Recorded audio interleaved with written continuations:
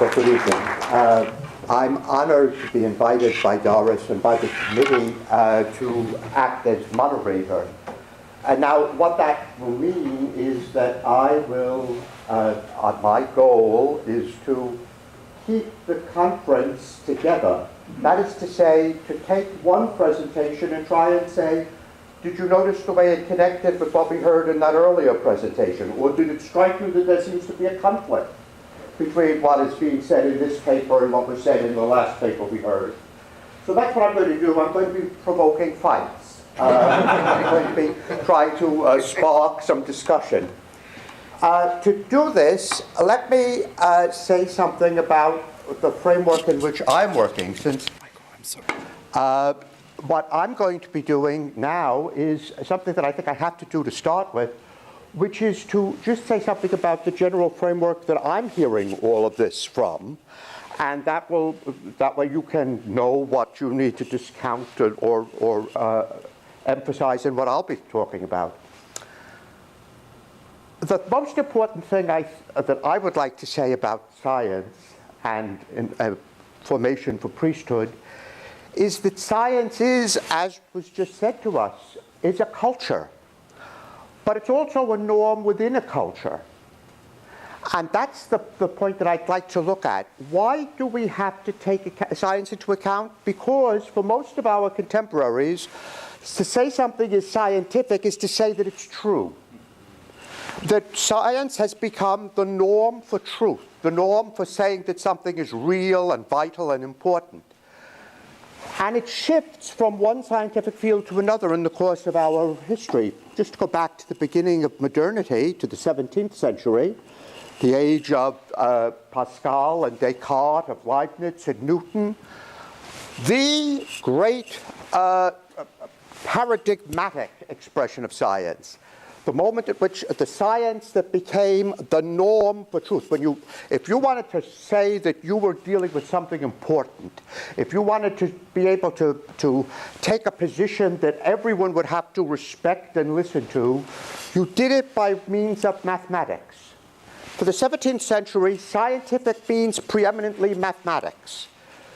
And a favorite line of mine, when Isaac Newton died, the Parliament in England had voted a large sum of money, which was to be an award for the person who wrote the best epitaph for Isaac Newton, and it would be put on the monument to Newton in Westminster Abbey.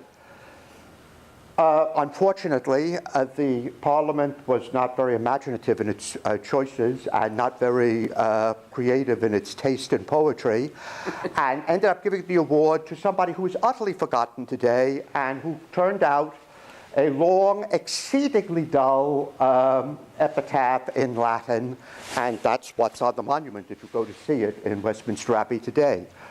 But the greatest poet of the time, Alexander Pope, offered a suggestion which Parliament thought was really very strange, very radical, and so they didn't follow it. But Pope suggested that there be a two-line couplet which would be carved on Newton's monument. And Pope's suggestion for that couplet was, "Nature and nature's laws lay hid in night. God said, let there be Newton, and there was light." I think that captures exactly the feel of the 17th century. That Newton is the one who put on the lights. We talk about the Enlightenment. Well, where did the Enlightenment come from? Newton. Newton turned the lights on. Newton was the one who made the sun rise, who showed us the truth. That attitude toward not only Newton, but Newton's field, mathematics, is why mathematics becomes the paradigm for what's true, what's important, what's valuable. In the 18th century, it changes it shifts a little bit, to mechanics.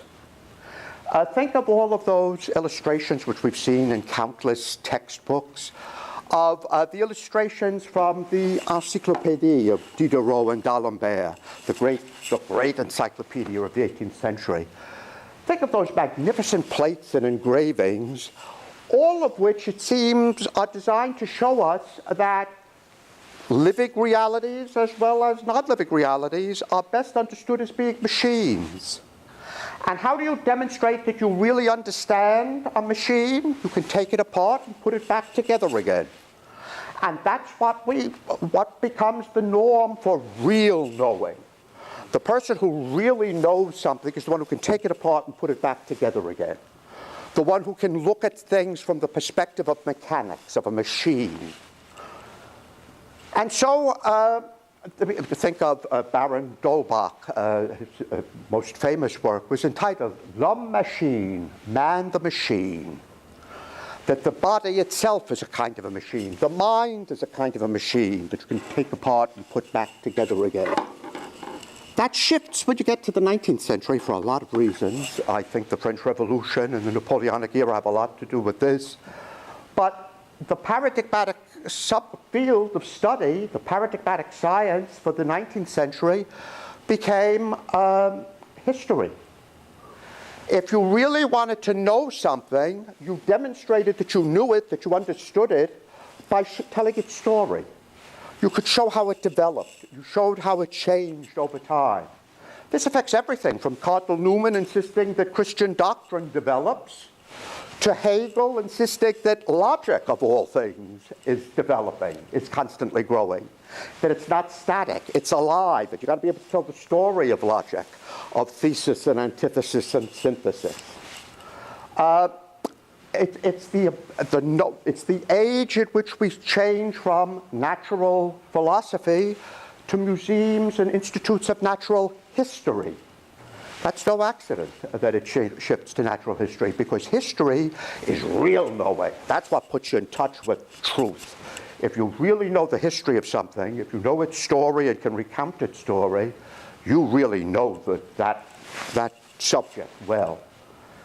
Beginning of the 20th century, it becomes, I think, physics.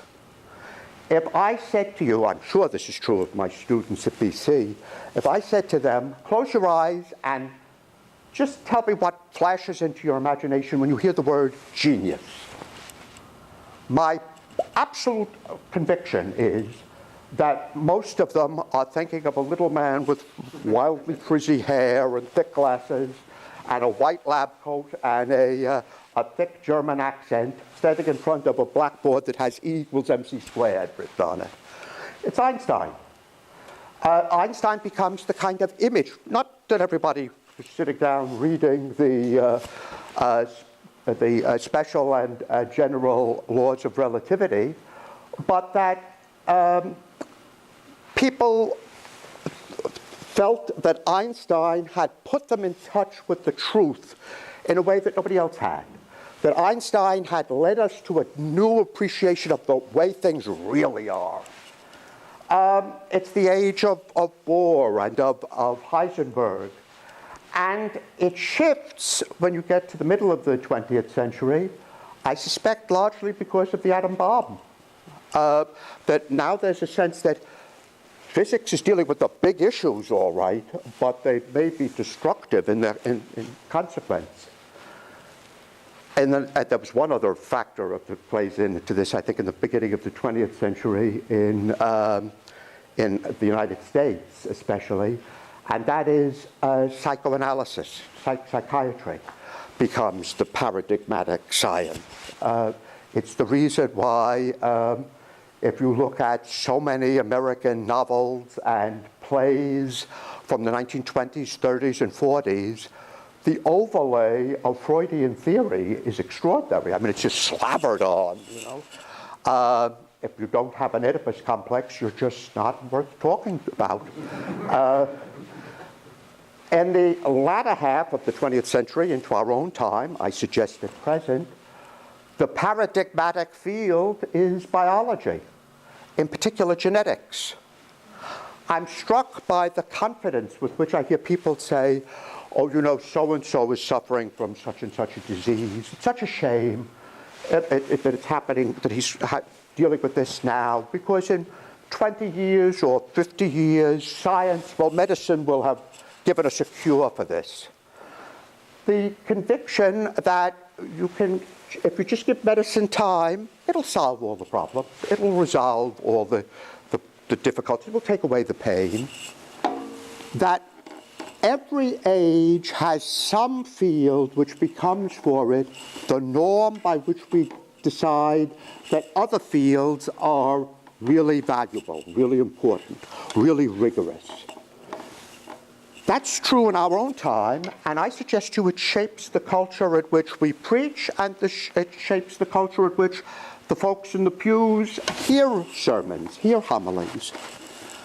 And unless we're aware, unless we can bring to consciousness, unless we can attend to what that paradigmatic, that simply accepted, not argued for, but simply accepted and acknowledged, what that paradigm of truth is, we're never going to be able to be understood by our hearers. It's the reason why, for so many decades now, at least 30 years, we've heard over and over again from researchers, people like Andrew Greeley, first saying this, that the real problem is not that people find homilies poor because priests don't have enough rhetorical skills. We ought to be teaching them classical rhetoric. We ought to be teaching them oratory. We ought to make sure that we give them courses about how to project their voice, or how to deal with gestures, or how to write a homily that begins with a story that captures their attention. All that's fine and wonderful and good.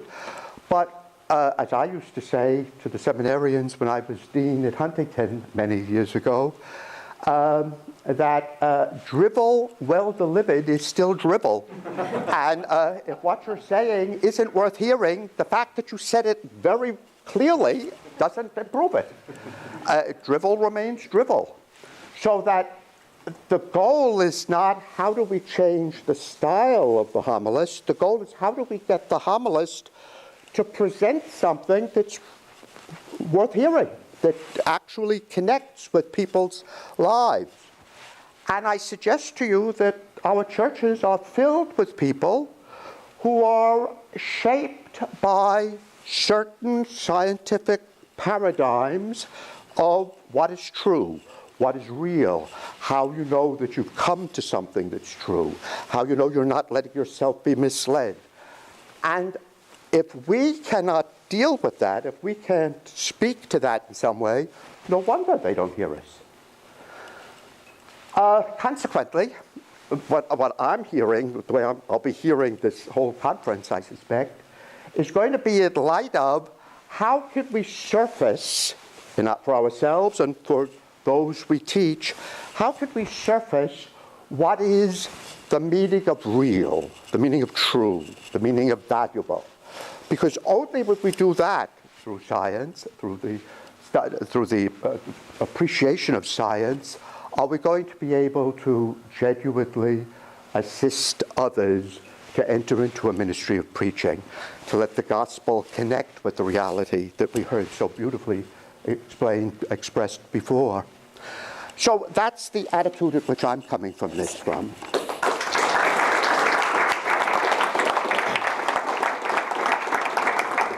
Do a lot more feedback and talking to one another this evening in that so-called light session.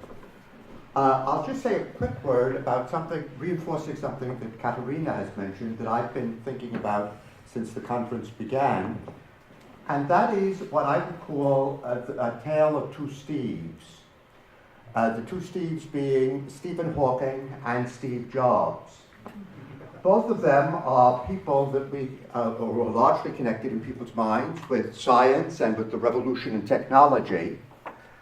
But I suspect that there are a lot more people who are fascinated by Steve Jobs than there are people who are fascinated by Stephen Hawking. Hawking is certainly a major cultural figure, but think of the almost incredible adulation that surrounds Steve Jobs' name. I mean, we have a ritual of mourning now every year when we come to the anniversary of his death or his birthday. There is, films are being made. So far there have been 7 biographies published. Jesus only got 4. And Jobs has already gotten 7 major biographies written about him.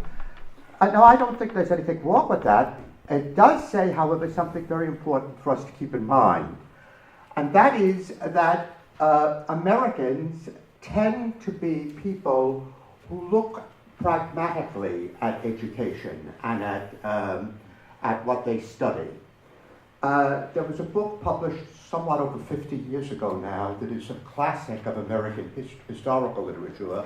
You may remember the name of Richard Hofstadter, who was a highly praised and deservedly highly praised historian of the 1960s in particular, who died tragically young of cancer.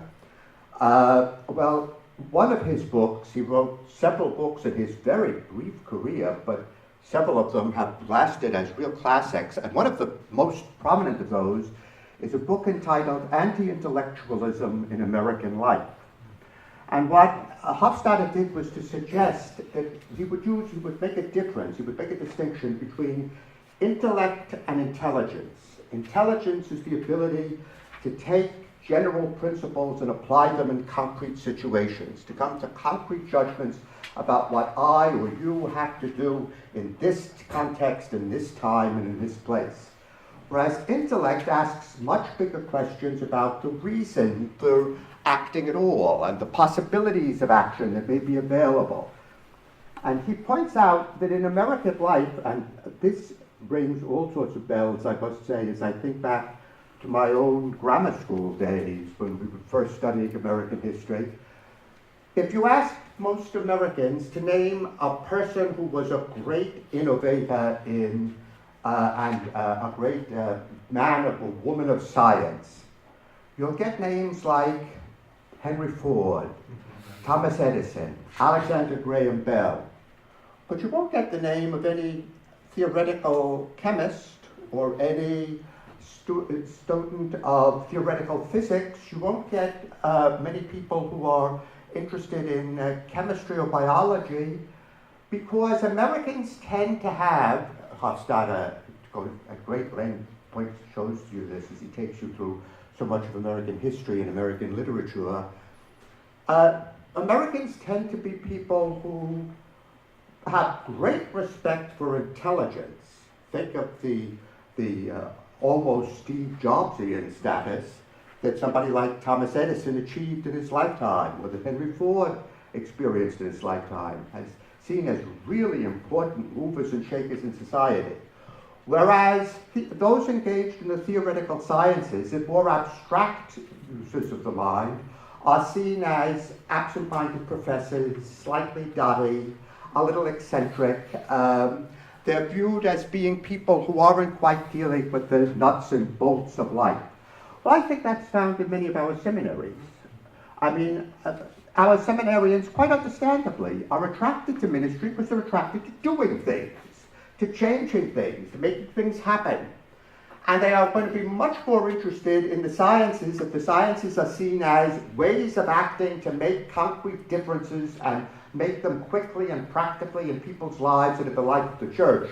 They're going to like that a lot more than they're going to be interested in theoretical discussions of physics or biology or, for that matter, history or art or philosophy.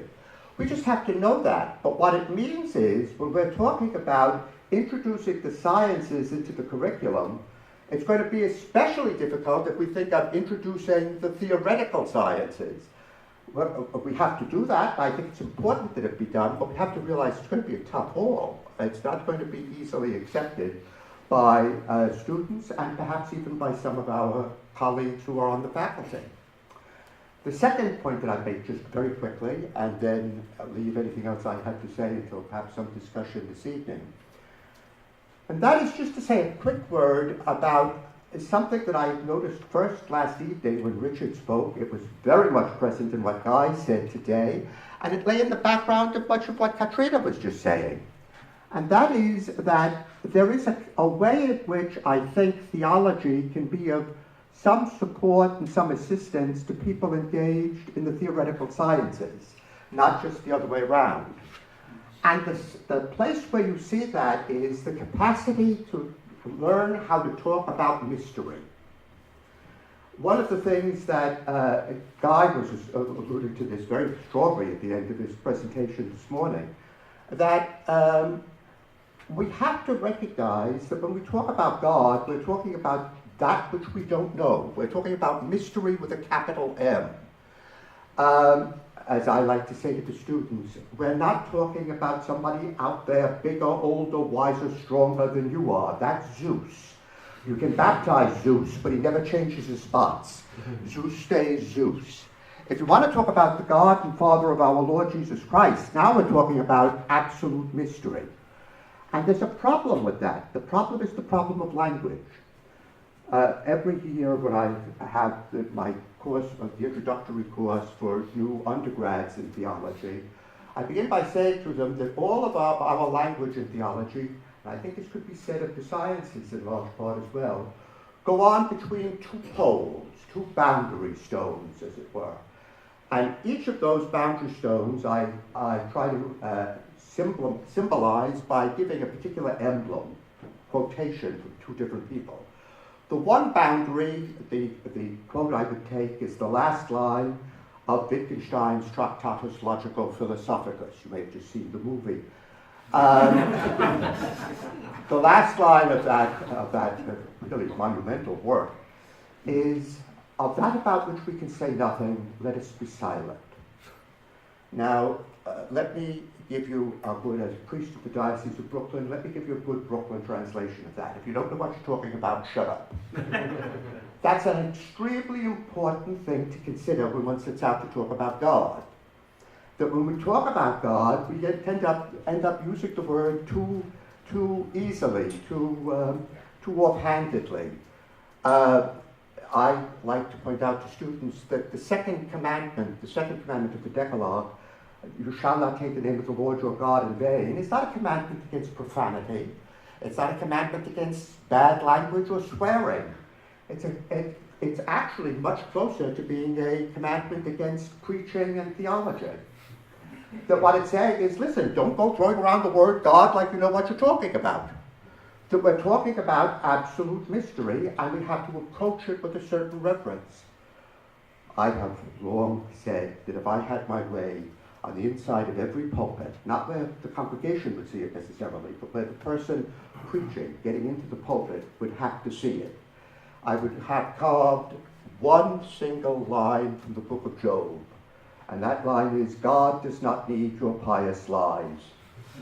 I think we need to tell ourselves that over and over again every time we're going to preach. That it's going to take something out of us because it's a very difficult business. How do you talk about absolute mystery? Well, one thing would be to just don't talk about it. But that leads me to the other side of the field, the other boundary stone. And the person I take as emblematic of this one would be T.S. Eliot, who said, speaking of poetry, but I think it works equally well with speaking of religious language, there are those things about which we can say nothing and before which we dare not keep silent. That there are some things that are simply too big, too central, too important to be quiet about them, even though you know you're not going to say it well. Even though you know you can't say it exactly the way it ought to be said, you can't simply be quiet about it. It's like telling someone you love that you love them. Are there 3 more hackneyed words in the English language than I love you? And yet, if someone were to say, well, then just don't say anything. What an impoverished life we'd lead if we only stuck to trying to say the things that we know we can say.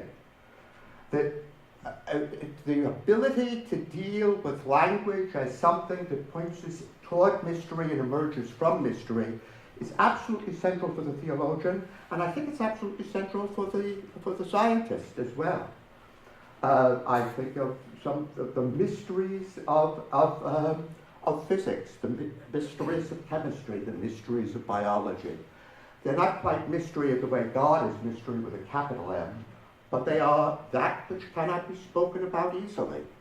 And I think we have to therefore, what I'm suggesting is that theologians have a long time been dealing with apophatic language. It might be nice if we helped out some of our brethren on the faculty, those people in the sciences, to deal apophatically with what they're studying too. And apophaticism is always something that I think is useful to give to the students. Because the danger with anybody who goes into ministry is that we too easily pat ourselves on the back and say, yes, at least I know what I'm talking about. Oh, no, we don't. if you know exactly what you're talking about, then I guarantee you you're blaspheming. But we'll pick up much more of those things if you like this evening.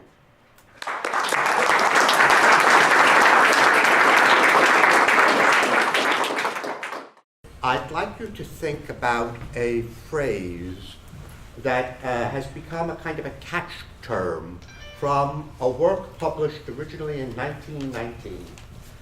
Right then, a few months after the end of the First World War, a very distinguished German philosopher of religion, Rudolf Otto, published a book which has never gone out of print. That's not bad, from 1919, entitled, in German, The Holy. In English, it was translated as The Idea of the Holy. And what he set out to do with that book was, we could talk about great length about it. I'm just using it as a way into what I want to say by borrowing a famous phrase. What he set out to do with the book was to ask the question, what do we mean when we say something is holy? Do we mean that it's morally good? Do we mean that it's comforting, that it's forgiving, that it's powerful? What do we mean when we say something is holy? And he ended up by suggesting, and he used a little Latin tag, that holiness is the mysterium tremendum et fascinans. It's the mystery that terrifies, that overwhelms, that leaves you into awe. It gives you a sense of the awesomeness of reality. And at the same time, draws you closer. I like to translate it for students as it's the mystery that awes and draws. It simultaneously says, stand back, this is very sacred, this is something that you have no right to tread on, and says, but come closer. It fascinates you. When I was dean, a wonderful man who was the rector part of the time that I was dean of the seminary in Huntington, who I will not mention by name lest it would embarrass him, but I've often used his giving of the sign of peace at the liturgy as an example of the mysterium tremendum et fascinans. He was not a touchy-feely fellow, and consequently, when it came time for the sign of peace, he would come up and clap one hand on your shoulder and hold you off, and with the other hand pull you in. I say that his handshake was the mysterium tremendum et fascinans. But I'm taking it because I want to appropriate that notion of the awesomeness of things as something that causes us to stand back and at the same time lures us forward. And it's the point at which I think science and theology come very close to one another. They certainly are not doing the same thing, but they're doing things that are really very close analogs of one another. If I were to define what it is that I think is the central task of both theology and science, it would be the clarification of the awesome. That it's about experiencing the wonder of things, and experiencing the wonder of things in such a way that it draws us, it demands that we come forward and try to deal with the reality. Not what we'd hope was there, not what we'd like to be there, not what we dream is there, not what we fear is there, but to see what's there. To be drawn into the very wonder of the things as they are. But that requires clarification. It requires us to be careful about what we say about the awesome, because the awesome, remember, is not only the fascinating, it's the terrifying. And if we lose that sense of the terror of things, the wonder, but the majesty of things, that we cannot just babble on about things. We have to be very careful what we say and how we say it. It leads me back to something I said the first evening we were together. You may remember I suggested that all of theology is done between two poles. Wittgenstein pole, the insistence that if you can say nothing about something, then be silent. And T.S. Eliot's vision that there are some things about which are so important, so key, that though we can say nothing, we dare not keep silent about them. Well, that's what drives theology forward, and it's what drives science forward. But in going forward, it's both are constantly critiquing themselves, because the danger is that we make things too easy. There's a line, there's just an image that I like in All's Well That Ends Well. The King of France has undergone a remarkable healing in All's Well That Ends Well.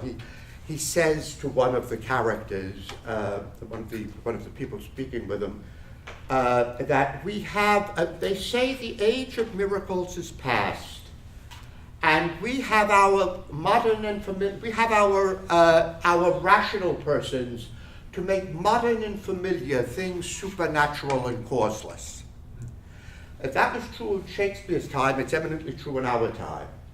That what we do is we take something that should be approached with wonder, and instead we approach it as if we own it. Instead of approaching something with reverence, we seize on it as something that's useful. Instead of recognizing the wonder that lies at the heart of things, we can make it modern and familiar, to use Shakespeare's phrase. And the theologian at his best or her best, and we're frequently not at our best, and the scientist at his or her best, of course they're always at their best, that at our best, our work is to make things modern and familiar awesome again. It's to be astonished again at the ordinary, like Mendel's pea plants, like bees, like flies, like fruit flies. That what we need to do is be struck once again by wonder, and it's by getting us to focus on what's really there before us, on the deep mystery of things, that the scientist is able to pursue the scientific method most fruitfully, and the theologian is able to pursue what is key to the theologian's method, which I think, if I had to define it, I would say is learning how to be part of a tradition. The key to the theologian's work is to be able to see how what he's doing, or she's doing, what they're engaged in, is part of an ongoing tradition which directly and indirectly extends right back to the apostles. And that therefore, in both cases, we need to be, or to allow ourselves to be struck once again with wonder. St. Augustine, who is not just one of our speakers today, his patron, but is my dearest and closest intellectual companion, and has been for years. As I tell the students, the mere fact that he's dead 15 centuries doesn't affect that at all. He's much more real to me than they are. That Augustine famously insisted that the key question that one had to ask if you wanted to understand a particular person's life and work, or a community's existence, the key question to ask is not what do they know, what do they do, what do they make. The key question is to ask, what do they love? What is it that gets them out of bed in the morning? What is it that fills them with delight? What is it that they miss when they're not part of it? And I suggest to you that what both the scientist and the theologian are in love with are things. We're in love with the universe. We're in love with the fact that there's anything rather than nothing. And to be able to ask that question, knowing we're never going to say it right, we're never going to say it completely, but that even though it cannot be said adequately, you can't be silent about it. That's what keeps the theologian and the philosopher and the scientist at their work. And I suggest to you, it's the thing that ultimately will keep us in conversation. That we're in love with the same reality, and that we treat that reality with awe, and that we clarify for ourselves and for others over and over again what it is that is at the root of that awe. I think one of the wonders of our time is not that there are so many branches of knowledge and they seem to find it so often so difficult to collaborate with one another. The thing that is really extraordinary is that there are so many men and women who are willing to allow themselves to be terrified as well as attracted. And whether we call it the holy or the sacred, or whether we simply call it truth, we're talking about that which really gets us excited. We're talking about what we love. So it's been a great treat to be here and to talk about what we love with one another. Thank you very much.